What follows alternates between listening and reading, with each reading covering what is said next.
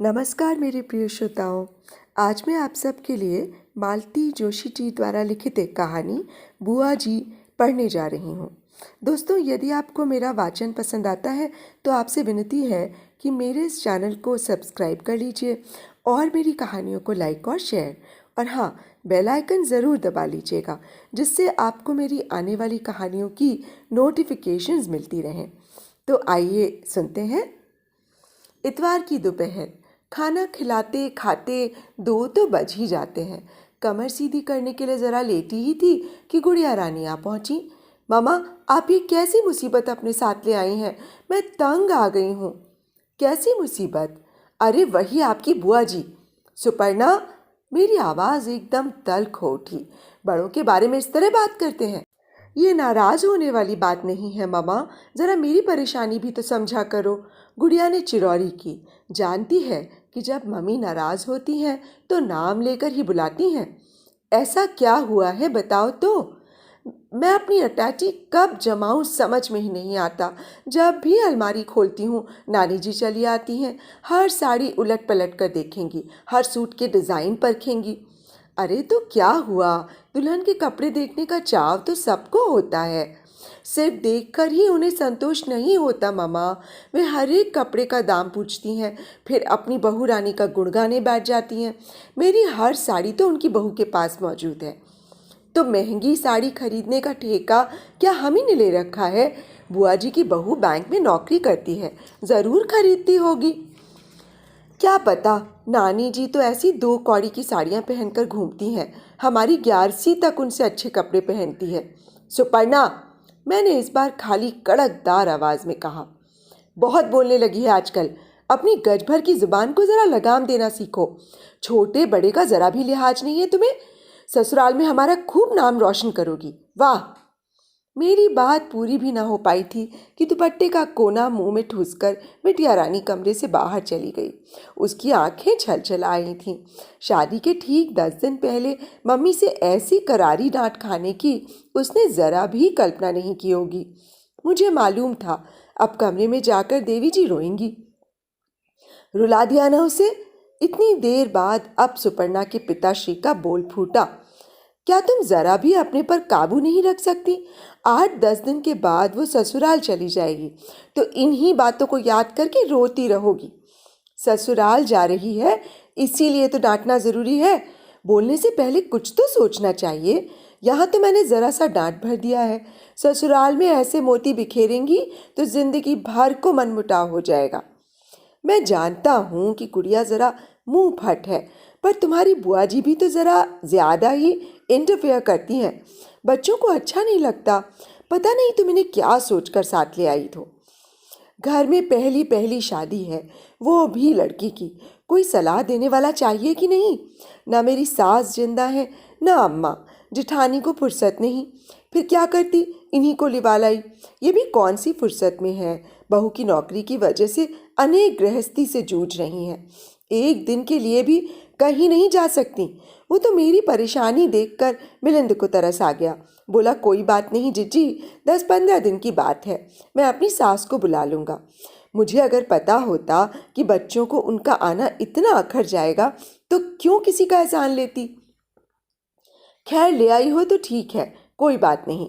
गुड़िया ठीक कहती है। अरे तो गुड़िया ने कौन सी इतनी बड़ी बात कह दी? 11वीं कौन अपने पैसों से साड़ियाँ खरीदती है?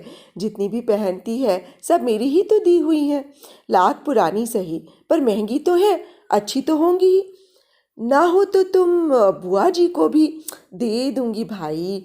आते ही एकदम से देना तो अच्छा नहीं लगता ना। सोचेंगे अपना बड़प्पन दिखा रही है। वैसे भी बड़ी बूढ़ियों को कपड़ों का होश ही कहाँ रहता है। उनकी बहू का फर्ज था कि एक बार सास का सामान देख तो लेती। पर आजकल की लड़कियों में इतनी अकल कहाँ होती है। अपने में ही उड़ी उड़ी फिरती हैं। बड़ी देर तक मेरी बात का कोई जवाब नहीं आया तो देखा श्रीमान जी की नाक फिर बजने लगी है। रविवार की दोपहर किन्हीं बुआ जी के लिए बर्बाद करना उनकी फितरत में नहीं है। वैसे भी बुआ की मानसिकता औरों को समझाना बड़ा मुश्किल है। मैंने उन्हें शुरू से देखा है, इसलिए मैं समझ सकती हूँ। उनका पूरा जीवन ही एक अभाव की कहानी है। ना कभी ढंग का पहना, ना खाया। एम.कॉम तक मिलिंद के पास ढंग की साइकिल तक नहीं थी। ईश्वर की कृपा से अब समय बदल गया है। मिलिंद की अच्छी नौकरी है, बहू भी नौकरी वाली आ गई है। अब वे अगर डींग हाँकती हैं, अपने ऐश्वर्य का बखान करती हैं, तो उसके पीछे भी एक कॉम्प्लेक्स है। वे शायद सामने वाले के मन से अपनी विपन्नता की याद मिटा देना चाहती हैं। उनके इकलौते बेटे को कभी गिलास भर दूध नसीब नहीं हुआ। अब घर में 1.5 लीटर दूध आता है तो उन्हें लगता है कि दूध की नदियां बह रही हैं। खुद जिंदगी भर 20-25 रुपए की छींटदार धोती पहनती रहीं, इसलिए बहू की साड़ियों में उन्हें राजसी वैभव नजर आता है। वो 300 रुपए की साड़ी रोज पहनने के लिए निकाल लेती है तो उनकी आंखें चौंधिया जाती हैं। बहू सालगिरह पर 1500 की साड़ी खरीदती है तो वे बौखला जाती हैं। खुद एक फटीचर चप्पल में 1-2 साल गुजार देती हैं। इसीलिए घर में लगी जूतों की कतारें उन्हें चकित करती हैं। 300 रुपए की चप्पल तो कल्पना की पराकाष्ठा है। बच्चों के खिलौनों की कीमत उन्हें अविश्वसनीय लगती है और बेटे के फिजूल खर्ची पर वे मन ही मन कुढ़ती हैं। यहाँ आने के बाद उन्होंने मिलिंद की नई गाड़ी का इतना वर्णन किया कि आखिर सुयश ने पूछ ही लिया, नानी, मामा के पास कौन सी गाड़ी है? अब ये मैं क्या जानूं बेटा, सन्नी सन्नी बोले हैं। बच्चे तो हंस हंस कर लोटपोट हो गए। बुआ समझी कि वे उनकी अंग्रेजी पर हंस रहे हैं। अच्छा हुआ जो यही समझी, वरना बच्चे बाद में मुझसे कह रहे थे, मम्मा कल से सुन सुनकर कान पक गए थे। हम तो समझे मारुति 1000 या टाटा सियारा वगैरह होगी, और निकली क्या, सन्नी। अब बेचारे वे क्या जाने कि नानी के लिए तो ये फटफटिया भी बड़ी चीज़ है। यूं तो बुआ के बड़बोलेपन ने मुझे भी एक झटका दे ही दिया था। आई थी उस दिन से सिर धोने की रट लगाई थी। पहली फुर्सत में बाजार जाकर गृह वस्तु भंडार से मैं शिकाकाई मसाले का पैकेट ले आई। दूसरे दिन वे नहाने जाने लगी तो मैंने एक कटोरी में मसाले का पेस्ट बनाकर थमा दिया। ये क्या है? सिर धोने का मसाला है बुआ। वे कुछ देर तक कटोरी को देखती रहीं, फिर बुरा सा मुंह बनाकर बोली, शैम्पू नहीं है। पल भर तो मैं अवाक रह गई। फिर मुझे भी ताव आ गया। बाथरूम में शेल्फ पर से मैंने 4-5 तरह के साशेज उनके सामने रख दिए। ये लो शैम्पू, कौन सा यूज़ करती हो? ये इतने सारे? और क्या बुआ, आजकल घर में जितने लोग रहते हैं उतनी तरह के तेल, उतनी तरह के शैम्पू और उतने ही साबुन रखने पड़ते हैं। तुम कौन सा ब्रांड लगाती हो? अरे ब्रांड वान मैं क्या जानूं, बहू रानी की शीशी रखी रहती है, उसी से मैं बूंद भर लगा लेती हूँ। मुट्ठी भर तो बाल रह गए हैं, काम चल जाता है। फिर शिकाकाई की कटोरी उठाकर बोली, ला आज यही लगा लेते हैं, तुमने इतने जतन से बनाया है। दोपहर में देखा बुआ आंगन में बैठकर अपने बाल सुलझा रही हैं। अपनी गंगा जमुनी लटों को बार बार हाथ में लेकर सूंघ रही हैं। शैम्पू की बात को लेकर दिन भर मैं थोड़ी तनी हुई थी। अब एकाएक मुझे बुआ पर प्यार आ गया। लाओ बुआ, तुम्हारे बालों में तेल डाल दे। लली, ये सुबह तूने मुझे क्या दिया था? अब तक महक रहा है। शिकाकाई पाउडर था बुआ, उसमें संतरे की चीज़ें पड़ती हैं, कपूर कसनी, जरा मासी और जाने क्या क्या। तुम्हें अच्छा लगा हो तो ले जाना, यहाँ तो वैसे भी पड़ा ही रहेगा। ज़रूर ले जाऊंगी। अरे चुटकी भर शैम्पू ले लेती हूँ तो रानी जी चोरी लगाती हैं, कहती हैं बाल सफ़ेद हो गए हैं, पर शौक नहीं गया। अब बताओ, बाल सफ़ेद हो गए तो क्या धुलेंगे नहीं? अब ये महकदार पाउडर ले जाओगी तो? अरे तो उसकी धौंस है क्या, कह दूंगी मेरी बेटी ने दी है, मैं तो खूब लगाऊंगी। इसी अधिकार के बल पर तो वे मेरे साथ चली आई थीं। गुड़िया की शादी का निमंत्रण देने मैं बड़े शहर में थी तो वहाँ भी जाना पड़ा। औपचारिकतावश बुआ से साथ चलने का अनुरोध भी करना पड़ा।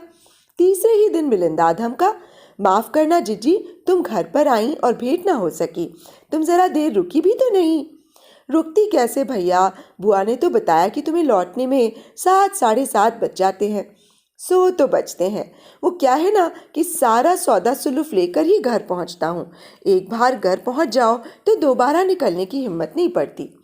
घर भी तो कहाँ काले कोसों ले रखा है। सोचा होगा रिश्तेदारों से पिन छूटेगा, पर भैया तुम चाहे जंगल में घर बसा लो, जब तक बुआ है हम लोग तो आते रहेंगे।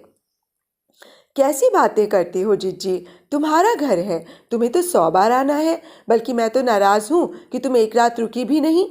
समय नहीं था रे, नहीं तो जरूर रुकती। यहाँ तो बस भागम भाग मची हुई है। घर भी जल्दी पहुँचना है, ढेर सारा काम पड़ा है। कब जा रही हो? आज ही जा रही थी, पर बुधवार है ना, भाभी ने जाने ही नहीं दिया। अब कल सुबह जाऊंगी। तो अम्मा को कल सुबह यहीं छोड़ दूं कि बस स्टैंड ले आऊं? क्षण भर को तो मुझसे कुछ उत्तर ही नहीं देते बना। फिर तुरंत अपने को संभाल कर मैंने कहा, तो बुआ चल रही है ना, चलो ये अच्छा रहा। बड़े भैया चुपचाप हमारी बातें सुन रहे थे। बोले, मिलिंद तुम्हें कोई परेशानी तो नहीं होगी? परेशानी तो बहुत होगी बड़े भैया, घर और बच्चे सभी कुछ हम अम्मा के भरोसे तो छोड़कर जाते हैं। पर क्या करें, वे तो जिद पर आ गई हैं। कल से तो खटपाटी लेकर पड़ गई हैं। कहती हैं नौकर चाकर तक साल में महीना 15 दिन की छुट्टी मना लेते हैं। पर मैं तो बंधुआ मजदूर हो गई हूँ। बरसों बाद तो घर से निकलने का मौका आया था, नहीं तो आजकल इतने प्यार से बुलाता ही कौन है। पर ना तो तुम रिश्तेदारी निभाओगे, ना मुझे ही निभाने दोगे। उनकी इज्जत देखकर फिर हम लोगों ने सोचा कि चलो हो आने दो, जिज्जी की बात रह जाएगी, अम्मा को अभी थोड़ा चेंज हो जाएगा। 10-15 दिन का तो सवाल है, तो मैं सुषमा की माँ को बुला लूँगा। मिलिंद जब चला गया तो बड़े भैया हंसकर बोले, लगता है तुम बड़ा साग्रह निमंत्रण देकर आई हो। साग्रह क्या भैया, कहना तो पड़ता ही है ना। अब माँ की जगह तुम ही हो, साथ चलोगी तो सहारा हो जाएगा। चलो अच्छा है, भाभी बोली। तुम्हें सहारा हो ना हो, बुआ जी को तो आराम हो जाएगा। बेचारी इस उम्र में इस कदर पिस रही हैं। बुआ से सुबह तक भी सब्र नहीं हुआ।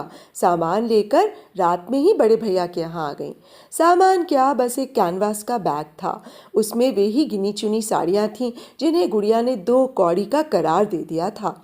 बुआ को मैं सलाह मशवरे के लिए लाई तो थी, पर आजकल की शादियों में बड़ी बूढ़ियों की ज़रूरत रहती ही कहाँ है। अब तो सब पैसों का खेल है, रस्में गौड़ हो गई हैं, दिखावा ही प्रमुख हो गया है। गुड़िया की शादी भी इसका अपवाद नहीं थी। बुआ के लिए तो यहाँ सब कुछ परी कथाओं जैसा हो रहा था। यहाँ की हर चीज़ उनके अचरज की सीमा पार कर गई थी। हर बार बहू के गहने कपड़ों का बखान करने वाली उनकी जुबान अब थक गई थी। यहाँ से जाने के बाद शायद गुड़िया के गहनों कपड़ों की प्रशस्ति गाएंगी। आने वाली हर शादी में मेरी घर की आय व्यय का ब्यौरा देंगी। बार बार कहेंगी, बिल्कुल सनीमा किसी शादी हुई थी सुपर्णा की।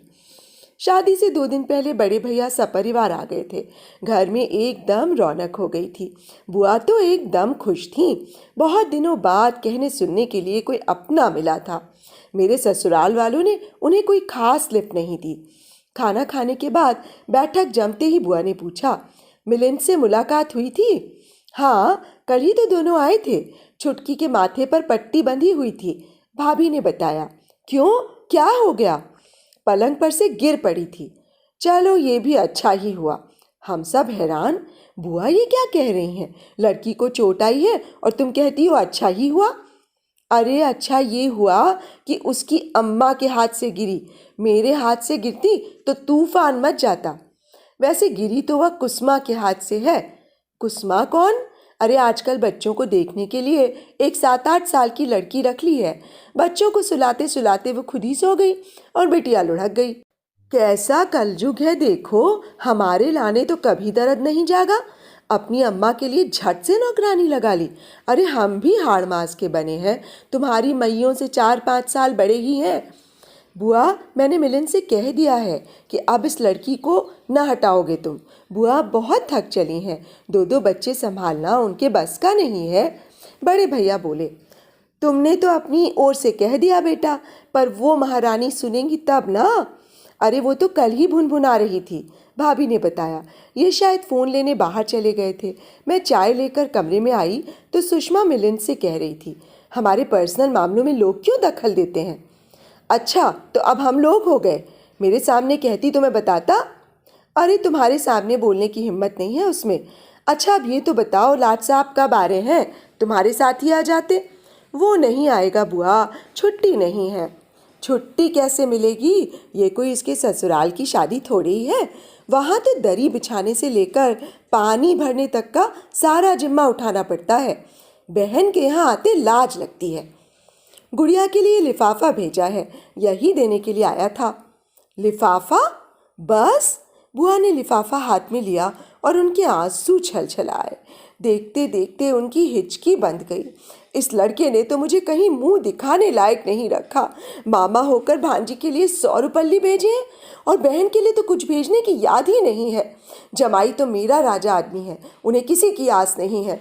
पर बहन बेटी को एक साड़ी तो उड़ाता, बीबी को तो 1000 की पहनाता है। बहन के लिए 500 भी ना निकले। हम सब लोग परेशान हो उठे।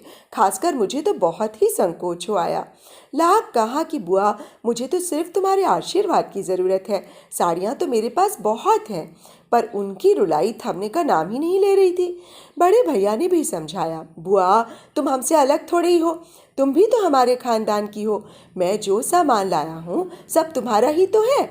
उनका हिलक हिलक कर रोना बदस्तूर जारी रहा और जब तक चुप हुई तो ऐसी चुप हुई कि एकदम गुमसुम हो गईं।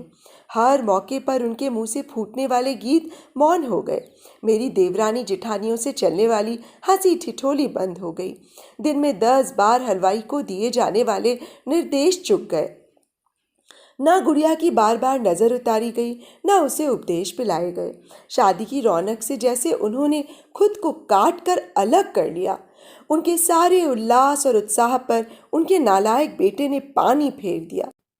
बुआ की खामोशी से किसी और को तो कोई फर्क नहीं पड़ा होगा, पर मुझे उनके प्रशस्ति गान की इतनी आदत हो गई थी कि उसके बिना सब कुछ फीका फीका सा लगने लगा। रिसेप्शन के दिन मैंने अपनी क्रीम कलर की चंदेरी उन्हें पहनाई थी। मुझे लगा था कि वे कहेंगी कि इतनी महंगी साड़ी क्यों दे रही हो, पर उन्होंने कुछ नहीं कहा, चुपचाप पहन ली। विदा के समय मैंने बेटी दामाद के लिए उन्हें रुपए पकड़वाए थे। उन्होंने झूठ मूठ को भी मना नहीं किया, खोलकर देखा भी नहीं कि कितने हैं। दिन भर बिटिया के रूप रंग की तारीफ करते नहीं अघाती थी बुआ। जयमाला वाले दिन तो गुड़िया एकदम राजकुमारी लग रही थी, पर बुआ ने प्रशंसा में एक शब्द नहीं कहा। मैंने अपनी बेटी के लिए इतना सुदर्शन दूल्हा ढूंढा था, पर बुआ ने मुझे बधाई भी नहीं दी। न बारात की सज धज की तारीफ की, न हॉल की सजावट को सराहा। झूठ क्यों बोलूं, बुआ की ये उदासीनता मुझे बहुत बुरी लगी। इसीलिए जब उन्होंने बड़े भैया के साथ जाने का प्रोग्राम बनाया तो मैंने रोकने की कोशिश भी नहीं की। जब उनका मन ही यहाँ से उचट गया तो रोकने का कोई तुक ही नहीं था। उनकी अटैची लेकिन मैंने बड़े प्रेम से जमाई थी। अटैची तो खैर मेरी ही थी, उसमें मैंने अपनी कई नई पुरानी साड़ियाँ रख दी थीं। इसके अलावा स्वेटर्स, शॉल, स्लीपर, मोजे भी रख दिए थे। एड़ियों पर रगड़ने वाली क्रीम, हाथ पैरों में लगाने के लिए वैसलीन, घुटनों की मालिश का तेल सब याद करके रख दिए थे। शिकाकाई पाउडर तो था ही। बुआ अपने साथ जो कैनवस का बैग लाई थी उसमें मैंने मिठाई रख दी। इसके अलावा सूखे फलाहारी व्यंजन जैसे साबूदाने के पापड़, आलू के चिप्स आदि भी रख दिए थे। ये क्यों दे रही हो लली, यहाँ रहने दो, ये कोई ख़राब थोड़ी ही होंगे। बुआ यहाँ यूं ही पड़े पड़े सड़ते रहेंगे, तुम्हारे तो व्रत उपवास चलते रहते हैं, काम आ जाएंगे। और इनके लिए घी कहाँ से आएगा? मैं अवाक होकर उनका मुंह देखने लगी। बुआ ने वे सारी पोटलियां परे सरकाते हुए कहा, रहने दो लली, तुमने अभी हमारी बहू रानी का राजपाट देखा नहीं है। फ्रिज तक में तो ताला पड़ा रहता है। कभी कभी तो एक गिलास ठंडे पानी को तरस जाती हूँ। मेरा मन एकदम ममता से भर आया। बुआ तुम यहीं रह जाओ। अरे नहीं बिटिया, बेटी के घर कोई हमेशा रह पाता है। जिंदा रही तो तेरे बेटे की शादी में ज़रूर आऊँगी। जिंदा क्यों न रहोगी, अब कोई ज़्यादा दिन थोड़े ही हैं, बस 2-3 साल समझो। लाली अब तो 2-3 साल भी बहुत भारी लगने लगे हैं। खैर मरना जीना तो भगवान जी के हाथ में है, पर जब तक जीऊँगी तुझे असीसती रहूँगी। ये 15-20 दिन मेरे लिए खूब सुख से बीते। मन भर के खाया, मन भर के सोई, हाथ पैरों में थोड़ी जान आ गई। तुम्हें अब आराम करना चाहिए बुआ। आराम भी बिटिया ऊपर से लिखा कर लाना होता है, तब मिलता है। हमारे भाग में तो नरक उलीचना लिखा है। शादी के बाद सास की दो दो जज की निपटानी पड़ी थी, अब बच्चों का तो खैर करना ही था। अब बच्चों के बच्चों को भुगत रहे हैं। हमें तो लगता है कि मरने के बाद भी हमारी मुक्ति नहीं होगी। वहाँ हम जमराज के नाती पोतन के पोतड़े पींचते रहेंगे। चलते समय बुआ खूब रोई, मुझे भी रुलाई आ गई। 2 दिन पहले गुड़िया को विदा किया था, उस दिन भी मैं खूब रोई थी। पर इस रोने में और उस रोने में फर्क था। वियोग के उन कातर क्षणों में भी मन खुशी से डब डब हो रहा था। आंखों के सामने बेटी के सुखद भविष्य की संकल्पना थी। पर बुआ को तो मैं वहीं वापस भेज रही थी जो उनके लिए नरक था। काश मैं उन्हें हमेशा अपने पास रख पाती। तो अभी आप सुन रहे थे मालती जोशी जी द्वारा लिखित एक कहानी बुआ जी। तो देखा दोस्तों, किस तरह एक विधवा मजबूर बूढ़ी माँ अपने कर्मों को रो रही थी और अपने भाग्य को कोस रही थी। और किस लिए? सिर्फ इसलिए कि उसके बेटे बहू उसको ठीक से रख नहीं पा रहे थे। कितना दुख होता है देखकर जब हम अपने बड़े बूढ़ों को सिर्फ अपने स्वार्थ के लिए इस्तेमाल करते हैं, उनकी इज्जत नहीं करते, उनको प्यार और सम्मान नहीं देते जिसके कि वो हकदार हैं। तो दोस्तों, आपको ये कहानी और मेरा वाचन कैसा लगा, मुझे अपने कमेंट बॉक्स में ज़रूर लिखकर बताइएगा। तो अब मुझे इजाज़त दीजिए। नमस्कार।